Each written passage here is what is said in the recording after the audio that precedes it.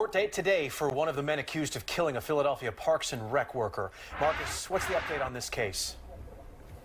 Jason, you mentioned a court date. It was an emotional court date here today behind me in the building, courtroom 306, where now a juvenile, a teenager, will face murder charges for a 41-year-old Parks and Rec employee.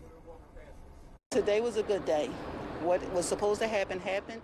Family members of fatal shooting victim Tiffany Fletcher packed a CJC courtroom today for the preliminary hearing against 15-year-old Makai Jones, who along with 17-year-old Malik Fletcher is accused of killing Fletcher in a shootout in West Philly on September 9th. Fletcher was a bystander caught in the crossfire while working her Parks and Rec job that day at Mill Creek Rec Center. She wasn't the intended target.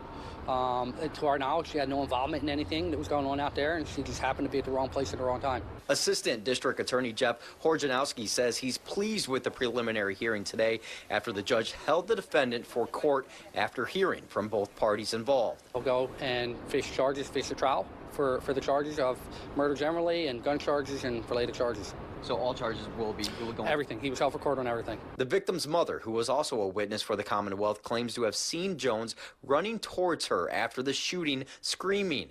She took the stand to describe those moments. Emotional and dealing with a lot, under the circumstances. But she's holding up well. Her sister-in-law telling us they'll be at every court date and hearing going forward until a verdict or plea is reached. We're doing good as a family. As long as we can rely on each other and help out when we can, then we'll get through this.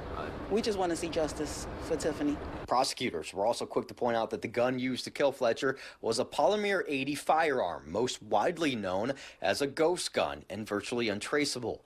Jean Fletcher Clinton is the victim's niece. She wishes picking up a gun wasn't such an easy option for the city's youth. I wish there was things better for these kids to have so they don't have to pick up guns and stuff, but we need them to get them off the street. Also, you still have to, if you do a crime, you still have to do the time. Sheba, here's what's next. On February 1st is the arraignment date. A couple things could happen there. One of them being a possibility of a plea deal. If not, this could go to a jury to decide the fate of this young man. But those are the next steps coming up here in this trial. Live in Center City, Marcus Espinoza, Fox 29 News. All right, Marcus.